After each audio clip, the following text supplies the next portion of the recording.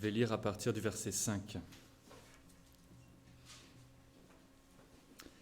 Comme Jésus entrait dans Capernaum, un centurion l'aborda, le priant en disant « Seigneur, mon serviteur est couché à la maison, atteint de paralysie, souffrant beaucoup. » Jésus lui dit « J'irai et je le guérirai. » Le centurion répondit « Seigneur, je ne suis pas digne que tu entres sous mon toit, mais dis seulement un mot, et mon serviteur sera guéri.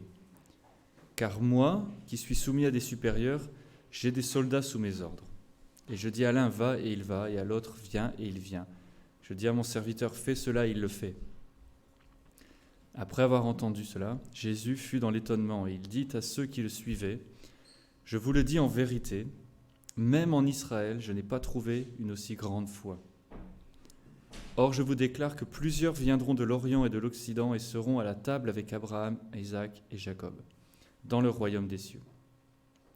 Mais les fils du royaume seront jetés dans les ténèbres du dehors, où il y aura des pleurs, des grincements de dents. » Puis Jésus dit au centurion, « Va, qu'il te soit fait selon ta foi. » Et à l'heure même, le serviteur fut guéri. Quand Jésus commençait son ministère, qu'il allait enseigner, qu'il voyageait, qu'il avait les rencontres comme ça, souvent les gens l'attaquaient sur son autorité, sa légitimité. Ils étaient très offensés quand il avait des propos comme déclarant qu'il était Dieu, fait homme, venu sur la terre. Et donc pour un peu prouver aux gens, les aider à reconnaître l'autorité de Jésus, l'autorité divine de Jésus, Dieu a organisé ces événements, ce genre de petits événements, pour que ça soit clair pour tout le monde, avec des miracles, des signes, et ce genre de choses. C'est pour ça que Nicodème, par exemple, quand il va voir Jésus dans Jean chapitre 3, il lui dit « Je suis venu te voir, même s'il était parmi le Sanhédrin et les pharisiens, parce qu'il a vu les signes et il a dit « Personne ne peut faire les signes comme ça, sauf s'il vient de Dieu. » C'est à ça que ça servait. Mais ici, c'est ce genre de choses, avec le signe comme ça, qui va être utilisé pour montrer l'autorité de Jésus, pour montrer aux gens à quoi ressemble la véritable foi, et pour utiliser ça comme un cas d'étude, pour enseigner aux gens une leçon très importante qu'on a lue à la fin. Donc je vous propose qu'on regarde ces différents aspects ensemble. Premièrement, à quoi ressemble la véritable foi, une foi authentique, une foi sincère, que Jésus déclare voir dans le centurion. Qu'est-ce qui plaît vraiment à Dieu? Comment est-ce qu'on vient vers Dieu? Avec quelle attitude? Comment est-ce que Dieu veut qu'on fasse ces choses-là? La bonne manière de faire. Comment est-ce que les pécheurs peuvent approcher un Dieu saint? C'est ça vraiment qui est important ici. Mais c'est important de voir aussi que dans ces histoires-là, il y a vraiment tout type de personnes qui viennent à Jésus ou à qui Jésus va. Ici, par exemple, un centurion, c'est vraiment pas la personne auquel s'attendaient les gens de l'époque. Et surtout, la déclaration que fait Jésus après, c'est choquant pour eux, c'est surprenant. Mais Jésus vient sauver tout type de personnes. Et il nous envoie, nous, dans toutes les nations, tous les peuples, toutes les tribus, toutes les langues, nous montrant bien qu'il n'y a pas de limite à ça. À l'époque, ils pensaient, les Hébreux sont le peuple de Dieu, on reste entre nous. Mais Jésus a dit non, ça a toujours été promis pour toutes les nations. Et donc ici, il est très intéressant ce personnage du centurion. Qu'est-ce que c'est un centurion exactement? Je pense qu'on a tous, lu des bandes dessinées d'Astérix, on voit à peu près un centurion, à quoi ça ressemble. Pardon? Ouais, c'est ça. Le centurion, c'est un soldat de l'armée de l'Empire romain, donc qui est l'oppresseur à ce moment-là. Ils ont conquis Israël et tout le reste. Donc ils sont la force dominante ici, ils donnent des ordres à tout le monde, il faut leur obéir. Ils ne sont pas forcément appréciés du peuple, on peut imaginer, ils sont en train de faire de l'occupation et de forcer leurs lois. Même s'ils donnent des avantages dedans, ça reste quand même une loi, une occupation. Donc déjà, ils représentent ça, une autorité étrangère sur eux. Il est appelé centurion parce qu'il a le commandement sur 100 d'hommes. Voilà, c'est simple comme ça. Mais ce qui est important de savoir, c'est que c'était pas juste, voilà, il est comme un général ou peu importe, et il commande les hommes. Il avait beaucoup plus d'impact que ça. C'est-à-dire que cet homme-là, il était choisi parmi une élite très précisément et entraîné très précisément. Et il avait un respect de la part des autres qui était vraiment très très grand. Et comme il dit, quand il dit à quelqu'un va, il y va, tout ça, c'est vraiment comme ça que ça se passe à l'époque. Peu importe ce que le centurion disait, les gens le recevaient tout de suite. C'était comme une vérité, on le vérifie même pas, parce qu'on lui faisait tellement confiance, parce qu'ils avaient tellement été choisis vraiment précisément, qu'il y avait cet aspect-là. Si on demandait aux soldats à l'époque pourquoi est-ce que tu crois ci, pourquoi est-ce que tu as fait ça, ils répondaient juste parce que le centurion l'a dit et ça suffisait. Et personne n'allait lui dire mais tu es sûr ou quelque chose. Non, peu importe ce que le centurion disait, on le prenait comme une vérité et on le faisait. Et c'est ça qu'il nous dit ici. À la crucifixion, c'est pareil. Quand les Romains ont vérifié que Jésus était mort et ont déclaré qu'il était mort, personne n'est allé vérifier une deuxième fois. Si le centurion vérifie qu'il est mort, ben il est mort et c'est comme ça. Il a vraiment une parole comme la vérité, avec une autorité dedans. C'est pour ça qu'il peut dire à Jésus, je sais ce que c'est que d'avoir une parole avec autorité comme ça. Parce que lui, il en a une dans sa propre mesure. Et donc, ils avaient cette autorité-là, ce respect-là sur leurs propres gens. Et ils avaient aussi une autorité sur tous les peuples. Quand ils étaient, par exemple, là en Israël, ils avaient une autorité quasi absolue sur tous les gens qui étaient là. Ils savaient que s'il dit quelque chose, les gens doivent le faire. Parce qu'ils avaient une crainte d'eux. Et on le voit dans différentes lois, qu'on le voit dans le texte d'ailleurs. Par exemple, quand ils doivent marcher un mille supplémentaire, c'était pas une option. Ils ne demandaient pas aux gens, tiens, est-ce que tu veux bien me rendre service et marcher en portant mes affaires? Ils avaient mis une loi en disant, puisqu'on vous a conquis, maintenant n'importe quel centurion peut vous demander de porter ses affaires pendant 1 000 et tu dois le faire. Et tu n'as pas le choix. Et c'est ce qu'ils ont fait avec Simon, par exemple, pour aider Jésus à porter la croix. Il était obligé de le faire, parce que c'était comme ça. C'était l'autorité qui était sur lui. Et donc là, une personne qui a autant d'autorité et qui est autant respectée vient devant Jésus avec une grande humilité. Et c'est ça qui est intéressant.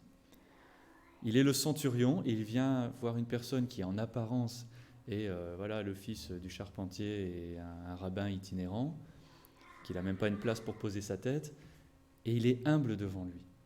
Et il l'appelle Seigneur et il le supplie de l'écouter. Et pour tous les gens autour, ça devait être assez choquant et intriguant. Et je pense qu'il y a plein de gens qui se sont approchés pour dire, tiens, qu'est-ce qui se passe là? C'est bizarre ça. Même pour lui, c'est risqué même de faire ça. Parce que si les autres Romains le voient, qu'est-ce qu'ils vont penser? Qu'est-ce qu'ils vont aller dire de lui à son supérieur? Il dit lui-même qu'il a des supérieurs, qu'il craint. Et pourtant, malgré cette crainte, il vient devant Jésus avec cette humilité. Il appelle Jésus Seigneur, alors que techniquement pour lui, seulement César devrait être Seigneur. On se rappelle que l'Église primitive, s'ils ne confessaient pas que César était Seigneur et un peu le roi, un peu Dieu, on les tuait pour ça. Lui, il est un centurion de l'armée romaine et il vient d'appeler Jésus Seigneur en public. Ça en dit long sur sa foi aussi. Et on voit vraiment qu'il y a vraiment deux catégories de personnes et ça ne correspond pas à d'où ils viennent et qui ils sont, mais à comment est-ce qu'ils considèrent Jésus. Ceux qui reconnaissent qui Jésus est vraiment et se soumettent à lui, et ça se voit dans leur attitude, dans la révérence, la crainte qu'ils ont de lui, ou ceux qui ne le reconnaissent pas, qui voient en lui juste un autre humain, un autre enseignant qu'ils n'apprécient pas, ou comme les autres juifs de l'époque le voyaient comme un espèce d'enseignant rebelle un petit peu, et qui du coup ne le respectent pas, et ce sont eux qui sont rebelles contre Dieu en faisant ça, qui rejettent Dieu en rejetant Jésus. Et donc cet homme-là qui en apparence est l'ennemi d'Israël, du peuple de Dieu, c'est lui qui se soumet à Jésus. Et Jésus le reçoit. Nous, on ne devrait pas être surpris que Jésus le reçoive. Nous, on a toute la Bible, on sait pourquoi. Mais eux, à l'époque, ont dû être un peu surpris quand même, parce que même s'ils le savaient depuis le tout début, même depuis Genèse 12 avec Abraham, Dieu l'a dit, les nations viendront à moi, je vais attirer les nations à moi. Mais ils avaient quand même grandi dans cette croyance que non, ok, parfois il y a 2-3 païens qui viennent avec nous, mais on n'est quand même pas pareil. Et dans l'Église primitive, c'était encore là, cette pensée. Mais Jésus, lui, l'a dit, Jean chapitre 6, « Tous ceux que le Père me donne viendront à moi. Et celui qui vient à moi, je ne le rejetterai jamais. » Et ça a du sens. Si Dieu le Père choisit une personne et le donne au Fils, évidemment, il le reçoit. Jésus, il est là pour faire toute la volonté du Père. Et il reçoit, il le dit aussi dans Jean 17, il reçoit le cadeau du Père, tous ceux qu'il lui a confiés, et il prend soin d'eux, peu importe d'où ils viennent. Même si c'est un centurion romain, même si c'est un samaritain, même si c'est un collecteur d'impôts, même si c'est les prostituées, les lépreux, que personne ne les a approchés, Jésus les a touchés. Donc là, il nous dit vraiment, en faisant ça, c'est le Père qui a envoyé cet homme-là à Jésus. Et forcément, Jésus le reçoit. Il le reçoit et il lui accorde sa requête aussi. Ça aussi, c'est important.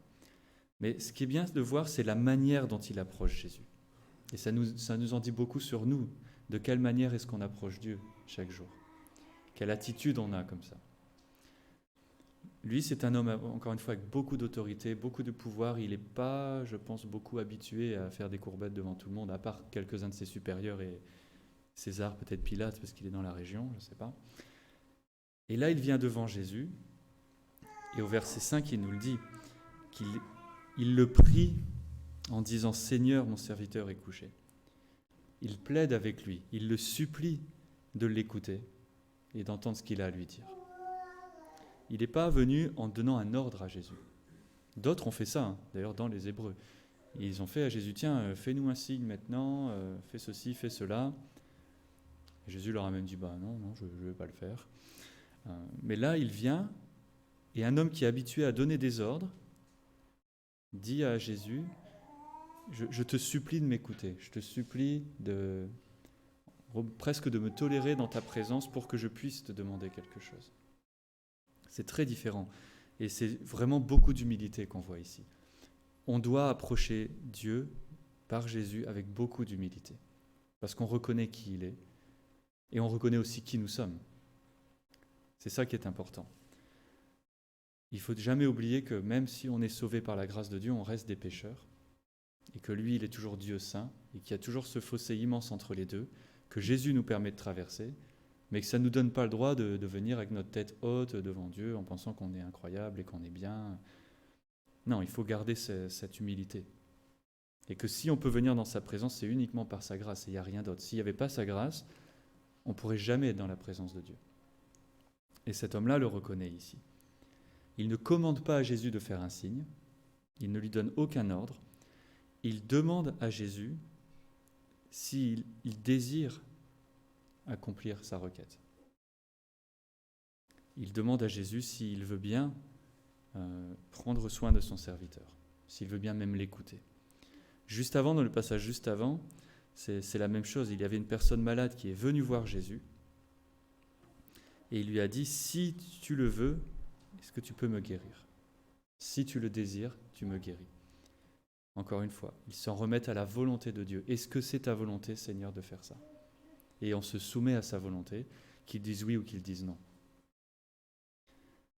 On sait que Dieu guérit parce qu'il choisit de guérir. Il n'est pas obligé de guérir qui que ce soit. D'ailleurs, Dieu n'est obligé de rien du tout. Il choisit de faire les choses. C'est son choix de faire ça. Quand Jésus a guéri les gens, il a choisi de le faire. Il n'était pas obligé de le faire.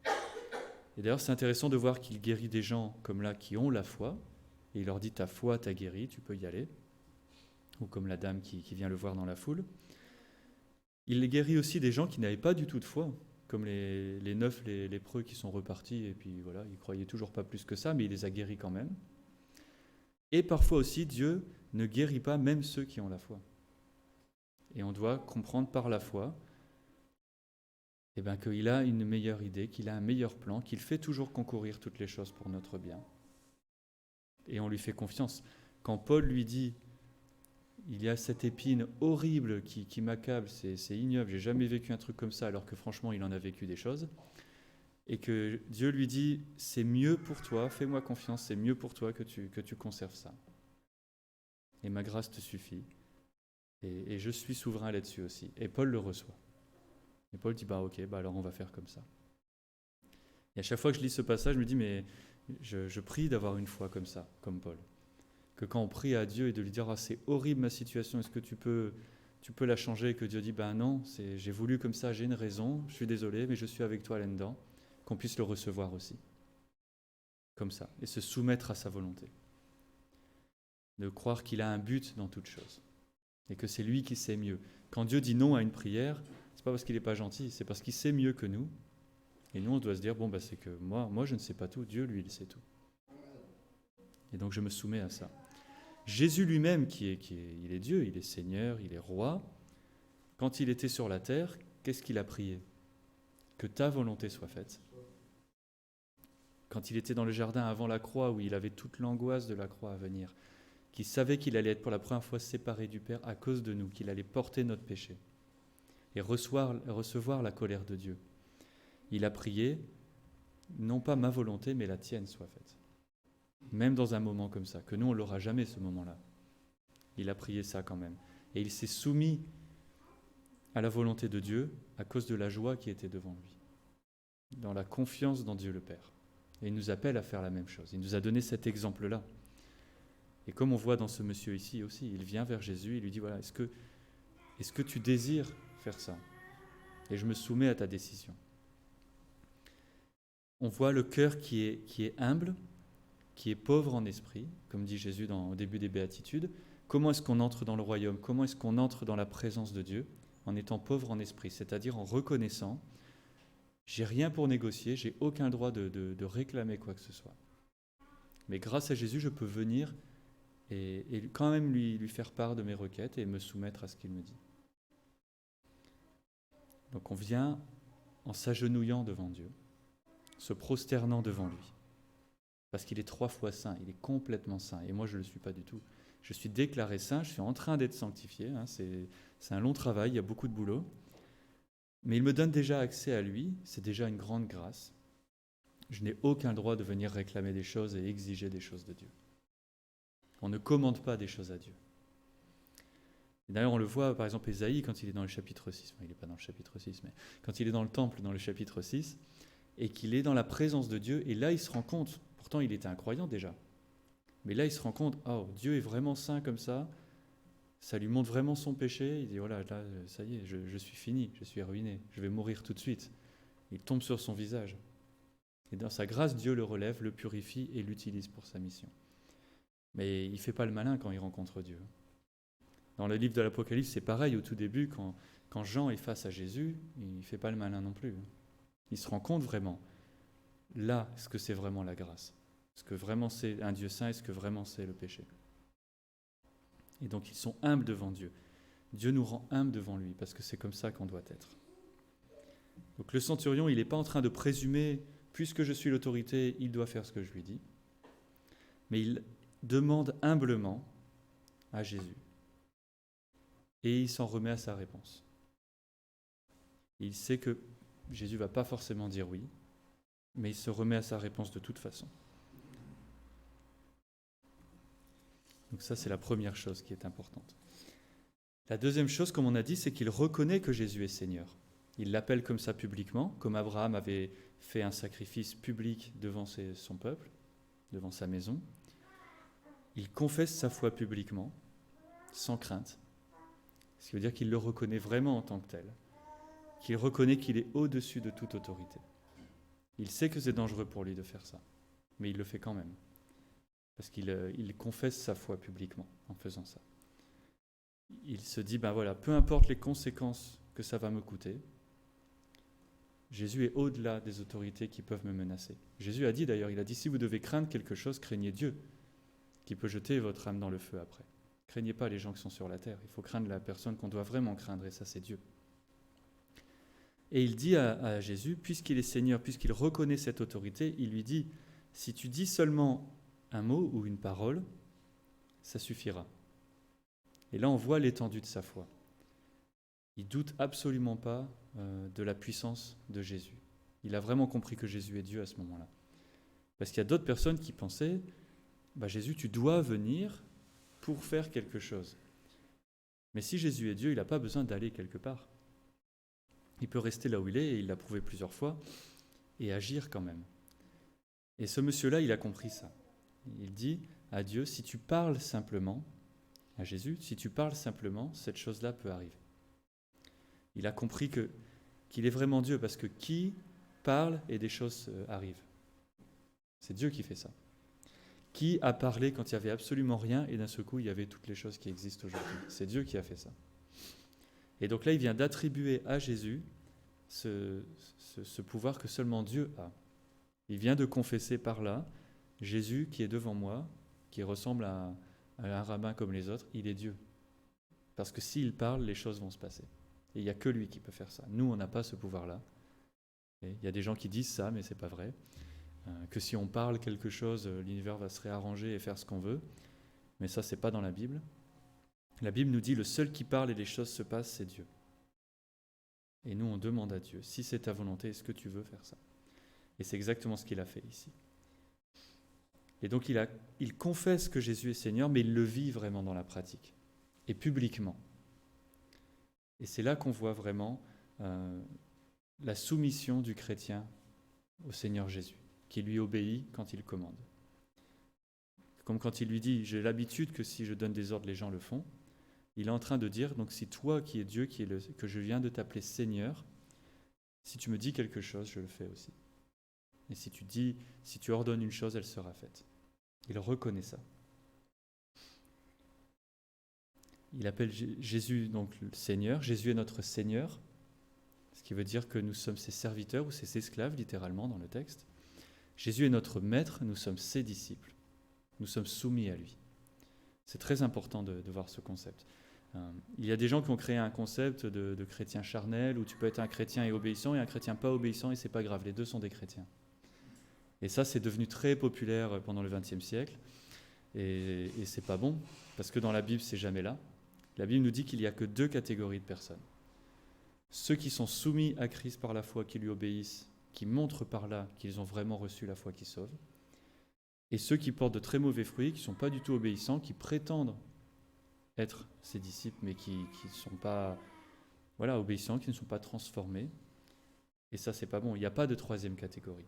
La Bible nous dit soit tu es l'esclave du péché, soit tu es l'esclave de Christ. Il n'y a rien au milieu. Tu ne peux pas être un petit peu les deux, tu ne peux pas être à mi-temps. Ça ne marche pas.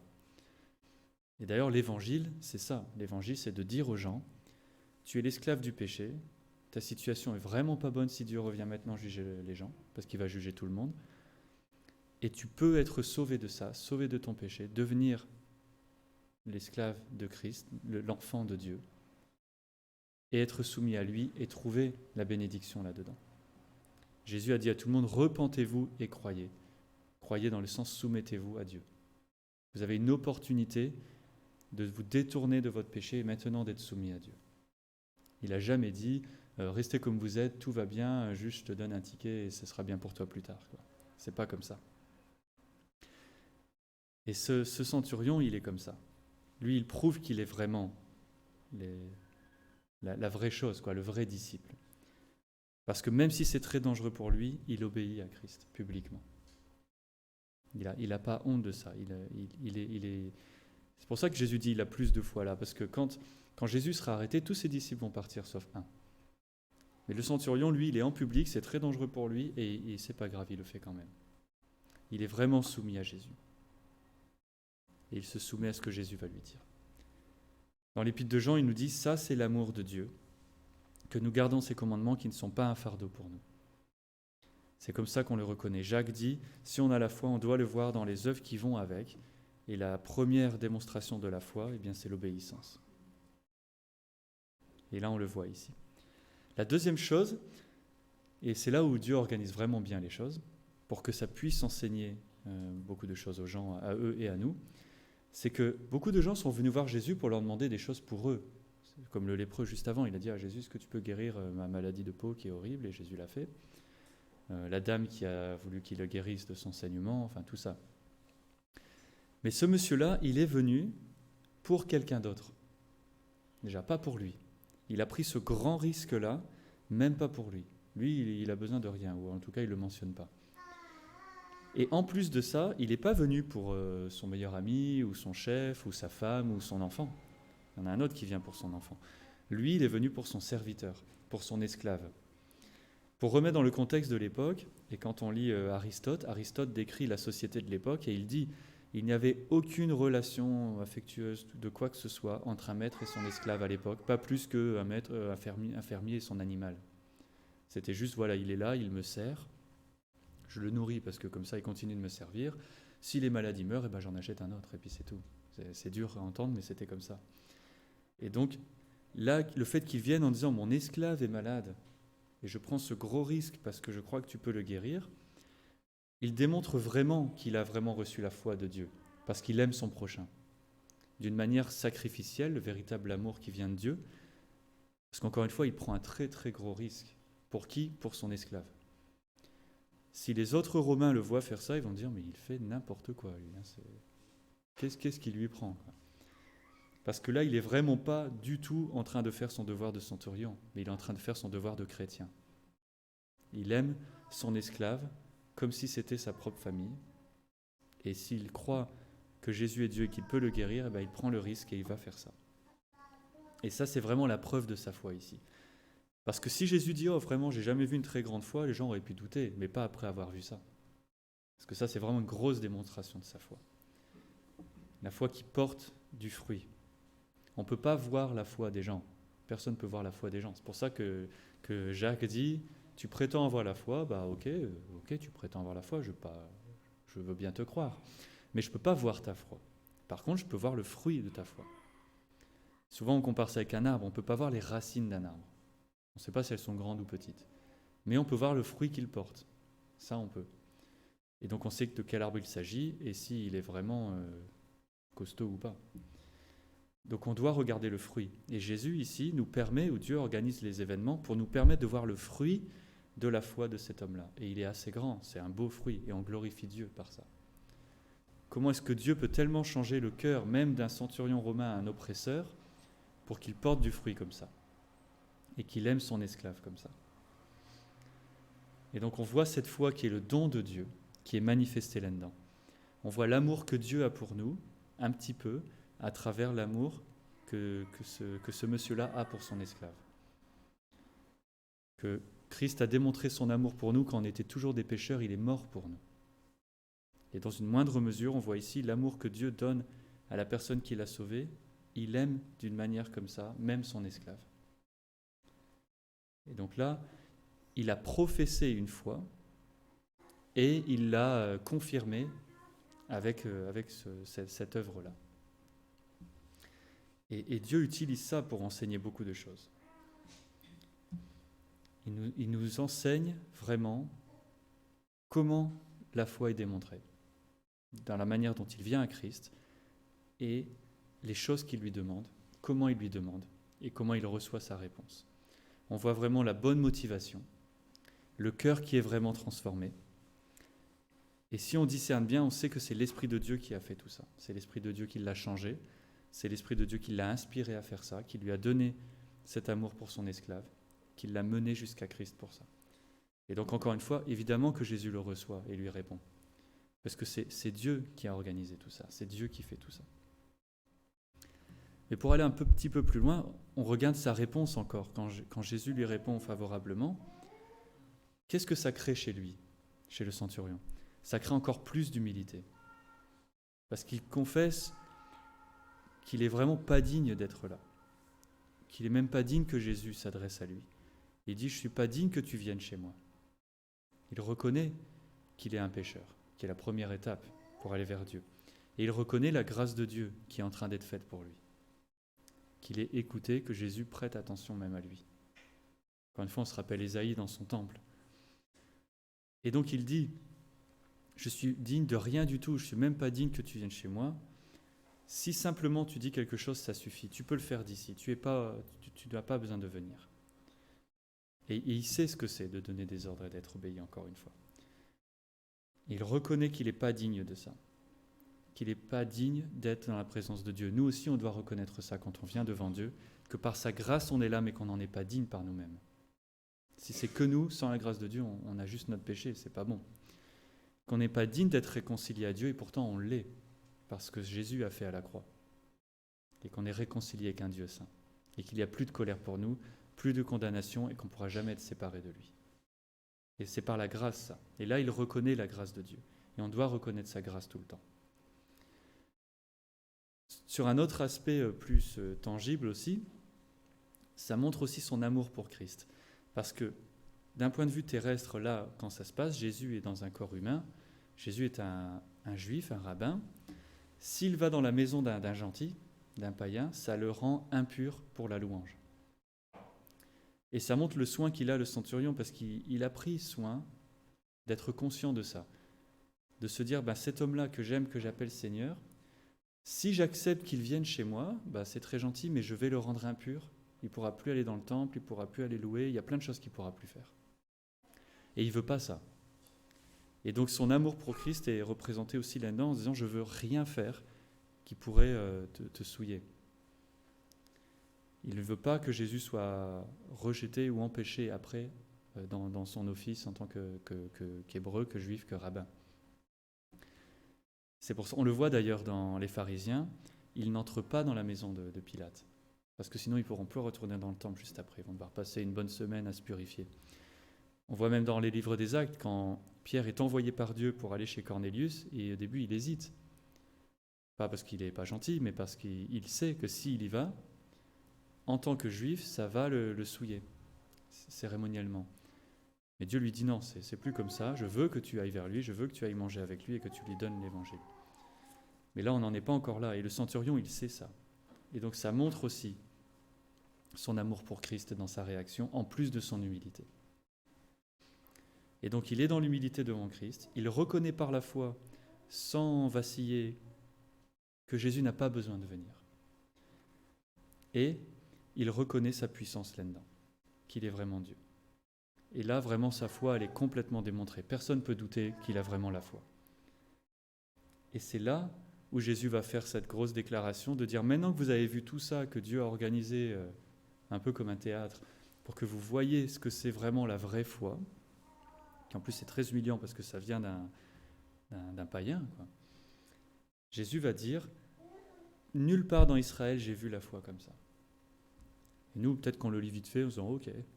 Mais pour eux, c'était pas ok, c'était, attends, on est le peuple de Dieu, on est le peuple avec qui Dieu nous a formés, a fait une alliance avec nous, c'est nous qui avons la loi, qu'ils avaient le temple, que le Messie vient de chez eux. Et là, ils sont en train de se faire reprendre en disant, les païens ont plus de foi que vous. Forcément, ça n'a pas dû plaire à tout le monde que Jésus dise ça, comme beaucoup d'autres choses. Mais ce n'est pas le premier non plus. Il y a beaucoup d'exemples dans les Écritures avec des gens qui n'étaient pas des Hébreux, qui avaient beaucoup de foi aussi, parce que c'est Dieu qui donne la foi, il la donne à qui il veut. Mais on se rappelle par exemple Job. Job, ce n'est pas un Hébreu. Et pourtant, Dieu dit de lui, Dieu se vante même de lui en disant, il dit à Satan, est-ce que tu as considéré mon serviteur Job, et comment il est droit, il est bien, il me craint, et il fait les bonnes choses. Pas qu'il soit parfait, Job, c'est un pécheur comme tout le monde, la preuve, il offre des sacrifices. Mais il a la foi. Il n'était pas un Hébreu. Mais il craint Dieu, il se détourne du mal, et c'est Dieu lui-même qui le dit. Et il y a eu d'autres exemples comme ça dans les Écritures. Et puis ensuite, on voit que Dieu ouvre son peuple à toutes les nations. Et ça commence déjà ici. Paul prêchait ça beaucoup quand il était dans les églises au début, en disant, vous êtes le corps de Christ, un seul corps, avec les juifs et les gentils dedans, au même niveau. Et souvent, c'est là où ça passait pas. Parce que les gens étaient d'accord, oui, d'accord, les gentils, d'accord, mais on va quand même laisser une petite séparation, comme il y avait dans le temple. Dans le temple, il y avait la cour des juifs et la cour des gentils. Mais là, il dit non, ce mur-là, il a été cassé, vous êtes tous ensemble, et en Christ, il n'y a plus de juifs ou de grecs ou de tout ça, d'esclaves ou de maîtres aussi. On est tous pareils, tous au même niveau. Et souvent, les gens étaient fâchés sur Paul à cause de ça. Mais Jésus, il dit la même chose ici. Il dit, cette foi véritable, sincère, qui est le don de Dieu, qui est la foi qui sauve, elle est plus grande chez ce païen-là. Ça, c'est une grande leçon d'humilité pour eux quand même. Mais c'est juste l'accomplissement de ce que Dieu avait dit à Abraham, que ta famille sera de toutes les nations. Et il n'a jamais dit qu'il ferait une différence entre eux. Il n'en fait pas. Mais ça leur dit aussi, et à nous, que ce n'est pas une question d'ethnicité pour eux. Parce qu'eux, ils pensaient tu es sauvé parce que tu es juif. Tu es né juif, tu es dans le peuple de Dieu. Si tu es né un païen, tu n'es pas dedans. Et puis c'est comme ça, et puis c'est tout. Et c'était la pensée un peu des pharisiens, tout ça. Et Jésus leur dit non, ça ne marche pas comme ça. Et Paul le répétera aussi dans les livres des Romains. Il leur dira tout Israël n'est pas Israël. C'est pas parce que tu es né dans un certain pays, une certaine éducation, que ça fait de toi le peuple de Dieu ou pas.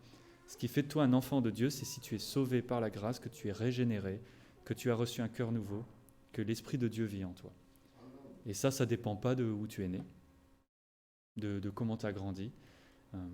Souvent, on parle avec des gens, mais si tu es grandi dans l'Église, tu es né dans l'Église, tu as grandi ici, tu étais à l'école du dimanche tout le temps, c'est génial et c'est une grande bénédiction, ça te protège de beaucoup de choses, ça te donne une bonne éducation dès le début, mais ça ne veut pas dire que tu es sauvé. Et il faut attendre que l'enfant grandisse et qu'il confesse le moment où il est sauvé. Et peut-être que, moi je crois que les gens peuvent être sauvés quand ils sont des tout petits enfants, mais il ne peut pas le confesser encore. Mais Dieu peut le sauver, évidemment. Mais c'est pas parce qu'il est né là qu'il est sauvé forcément. Et si on présume ça, c'est un peu dangereux pour les gens quand même. Parce qu'elle va leur expliquer après, quand on voit que leur vie c'est n'importe quoi, qu'ils doivent se repentir, si toute sa vie on lui a dit t'es sauvé juste parce que t'es né là, c'est très compliqué de le convaincre, pour son bien. Mais là Jésus nous dit non, la famille de Dieu, c'est les gens que Dieu sauve par la foi, et ça n'a rien à voir avec d'où ils viennent, ils peuvent être de toutes les couleurs, de tous les endroits, de tous les statuts. Et c'est ça qui est très important, parce que là Jésus enseigne ça avant d'envoyer ses disciples en mission, et nous aussi, il faut qu'on ait bien compris ça. Il y a encore des gens aujourd'hui qui pensent un petit peu, oui, ok, toutes les nations, sauf ceux-là, parce que je les aime pas trop. Mais ça marche pas comme ça. Il y avait des histoires de missionnaires où ils étaient, je crois, au Népal, et après que les gens étaient sauvés, ils ont dit, je veux aller en mission pour Dieu, et ils lui ont dit, regarde, à côté de chez toi, il y a la Chine, il y a un grand champ missionnaire là. Et le monsieur népalais a dit, ouais, non, mais les Chinois, tu sais, je crois que Dieu les aime pas parce qu'ils sont pas gentils. Et bon, le missionnaire lui a dit, tu sais, tu devrais prier à propos de ça, on en reparlera plus tard. Et plus tard, il est revenu voir le missionnaire et lui a dit, tu sais quoi, je vais y aller quand même. Parce que même s'ils ne sont pas gentils, je crois que Dieu les aime quand même. Bon, espérons qu'il a travaillé là-dessus encore plus après. Mais voilà, c'est toutes les nations. Dieu a créé tous les humains à son image. Il a ses enfants dans toutes les nations et il nous envoie tous les chercher et en faire un seul peuple. Et la beauté de l'Église, c'est ça. C'est que quand on regarde notre congrégation, on est tous très différents. Et que si ce n'était pas pour Christ, on n'aurait rien à faire ensemble finalement. Ou pas grand-chose. Moi, la première fois que je suis entré dans notre église à Trinity, j'ai vu 30 ou 40 nationalités tous ensemble faire la même chose et s'aimer tous ensemble. Et je me suis dit, ouais, c'est bizarre, qu'est-ce qui se passe ici? Comment ils peuvent faire ça? Parce que qu'est-ce qui les lie comme ça? Et très vite, j'ai compris, c'est pas une chose, c'était Jésus qui les lie comme ça. Mais c'est ça qui m'a marqué la première fois que je suis entré. Parce que j'ai vu des Chinois, des Russes, des Américains, des Mexicains, et ils étaient tous comme une famille. Et c'était beau à voir. Et là, Jésus leur donne une grande leçon d'humilité aussi. Il leur dit, faites attention, comme Paul dira après, de ne pas s'enorgueillir de où on est né, de l'éducation qu'on a reçue, ou peu importe, parce que ce n'est pas ça la question. La question, c'est, est-ce que tu es sauvé ou pas? Et si la personne est sauvée, il est mon frère, peu importe son statut, comme il dira à Philémon aussi. Si ton esclave est sauvé, maintenant il est ton frère. Et tu dois le traiter comme ton frère. Et que notre identité, c'est plus d'où on vient ou quoi que ce soit, c'est d'être des sujets du royaume de Dieu, et on est tous au même niveau. On est tous des membres du royaume de Dieu. Et là, il leur dit, pour les rendre humbles, parce que l'humilité, c'est nécessaire, on a besoin de l'humilité, il leur dit, Dieu a utilisé ce païen pour vous humilier un petit peu, pour vous aider à rentrer dans le royaume. Parce que là, vous êtes fiers, et vous n'êtes pas dans le royaume.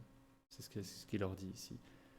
Mais en voyant ça, l'espoir, c'est que ça leur rende humbles, qu'ils se disent effectivement, je me repose sur des choses que j'ai à moi, des choses terrestres. Comme Paul dit, j'avais toutes les meilleures choses selon la société dans laquelle je vis, mais je considère tout ça comme des déchets. Et c'est cette foi-là que je veux, cette foi-là et cette humilité-là, pour entrer dans le royaume comme ça. On se souvient du Samaritain aussi. Les Samaritains, ce n'étaient pas des gens qui étaient appréciés des Juifs non plus. Et pourtant, Jésus a parlé d'eux avec beaucoup d'estime. Il racontait une parabole très jolie avec un Samaritain qui a un meilleur rôle que le prêtre juif. Il a adressé, il a parlé avec la dame samaritaine, alors que ça ne se faisait pas du tout à l'époque. Les Juifs même, d'ailleurs, faisaient un gros détour à l'époque pour éviter de traverser la Samarie juste pour ne pas les voir. Pour dire à quel point, voilà. Mais Jésus dit non, même ceux-là, ils sont dans mon église. D'ailleurs, on le voit dans le livre des Actes. L'esprit est donné aux Juifs, puis aux Samaritains, puis aux païens. Le même esprit, avec le même signe, pour bien prouver une fois pour toutes à tout le monde, le royaume, c'est pour tout cela. Et ensuite, il dit, et le problème, c'est que dans le royaume des dieux, il y aura toutes les nations comme ça. Mais il finit quand même en leur disant un avertissement. Et il leur dit, mais dans l'enfer aussi, il y aura des gens de toutes les nations, y compris les Hébreux. et qu'ils ne se croient pas à l'abri de ça juste parce qu'ils sont nés là. Et on le voit dans l'Ancien Testament plusieurs fois, que Dieu a jugé une partie d'entre eux et a sauvé le reste qui avait la foi. Beaucoup des Juifs de l'époque n'ont pas cru en Jésus et l'ont rejeté. C'est eux qui ont demandé à ce qu'il soit crucifié. Ils ont demandé aux Romains de le crucifier. Dans Acte 3, c'est ce que Pierre leur dit. Il leur dit, vous avez renié le Saint de Dieu et vous avez demandé à un meurtrier d'être libéré à sa place. Il leur dit, vous avez mis à mort l'auteur de la vie. C'est quand même assez grave. Et c'est ce que Jésus leur dit ici. Il leur dit, faites très attention. Questionnez-vous. Voyez votre foi. Est-ce que vraiment vous avez la même foi que ce monsieur-là, que vous ne l'aimez pas beaucoup ? Parce que sinon, c'est dangereux. Ne pas croire, tout ira bien pour moi, je serai dans le paradis avec Dieu juste parce que je suis né dans un certain endroit. Jésus leur dit, faites attention à ça, parce que ce n'est pas comme ça que ça se passe. Il leur dit, dans les cieux, il y aura tout le monde, les juifs et les gentils, et dans l'enfer aussi. C'est une question de la foi. Est-ce que vous avez reçu la foi qui sauve et que vous la voyez active dans votre vie, comme on l'a vu dans ce monsieur-là ici? Est-ce qu'on a cette foi qui nous fait confesser Jésus comme Seigneur, croire qu'il est ressuscité et se soumettre à lui? Parce que si on dit qu'il est Seigneur, ça veut dire qu'il règne sur nous. Si on dit qu'il est Seigneur et on continue de faire ce qu'on veut, il n'est pas Seigneur alors. Donc Jésus dit ça. Faites attention à ça. Donc c'est pour nous aussi de se demander des choses comme ça. Est-ce que je confesse vraiment que je suis un pécheur ? Que je ne peux pas venir à Dieu, sauf si Jésus, dans sa grâce, me le permet ? Est-ce que je reconnais que je ne peux pas atteindre les standards de Dieu, la loi de Dieu, mais que seul Jésus l'a fait ? Et que si je place ma foi en lui, j'ai l'assurance que je n'ai plus de condamnation, à cause de son sacrifice et sa vie parfaite. Est-ce que je désire grandir dans une meilleure compréhension de la sainteté de Dieu aussi, et que de la manière dont j'approche Dieu, j'ai davantage de révérence, davantage de crainte de lui, qui est le début de la sagesse, le début de la vie avec Dieu, la vie correcte avec Dieu, c'est de le craindre. Que je ne viens pas devant lui comme un sauvage et exiger des choses, je viens sur mes genoux, je me prosterne devant lui et je demande sa volonté soit faite. Est-ce que je confesse vraiment qu'il est mon Seigneur et mon Dieu, comme a fait Thomas quand il l'a vu? Ou comme le monsieur dans Luc 18, il y a deux messieurs qui prient dans Luc 18, il y en a un qui se dit, tu sais Seigneur, je suis content parce que je ne suis pas un pécheur comme lui. Et moi je fais ça, que c'est bien. Tu vois. Mais l'autre, il est sur ses genoux et il est un collecteur d'impôts, il sait que tout le monde le déteste, il sait que ce n'est pas terrible ce qu'il fait. Et il dit à Dieu, aie pitié de moi le pécheur. Et quand il dit le pécheur, il veut dire par là qu'il pense vraiment qu'il est le pire des pécheurs. Qu'il est vraiment humble devant Dieu. Comme dans 1 Timothée 1, quand Paul dit « Christ est venu dans le monde pour sauver les pécheurs dont je suis le premier ». Qu'il faut qu'on ait cette sensation, quand on est seul devant Dieu, qu'on est le pire des pécheurs, parce que c'est là qu'on est vraiment dans l'humilité. Et c'est là qu'on voit vraiment sa grâce. Et que ça nous fait grandir dans la volonté de lui être obéissant, de lui plaire, dans la reconnaissance de ce qu'il a fait pour nous. Prions ensemble. Seigneur notre Père, on te remercie encore une fois pour ta parole. On te remercie que tu sois venu sur la terre pour vivre pour nous et mourir pour nous. On te remercie pour des passages comme celui-ci dans lequel on voit l'amour que tu as pour les gens, qu'on voit vraiment la foi démontrée, que ça nous donne un exemple de c'est comme ça qu'on doit vivre avec toi. On te remercie pour toutes tes promesses, on te remercie de nous avoir inclus dans ton peuple alors qu'on ne le mérite pas. On te remercie que tu reviendras pour nous un jour, pour finalement nous prendre avec toi et qu'on aura fini les souffrances ici. Et comme on a dit tout à l'heure, à chaque fois qu'on prend ce repas ou à chaque fois qu'on passe un temps avec ta parole, on veut se rappeler ce que tu as fait et ce que tu viendras faire. Et que tu nous aides à vivre dans la foi chaque jour, que nos actions reflètent ce que nous croyons.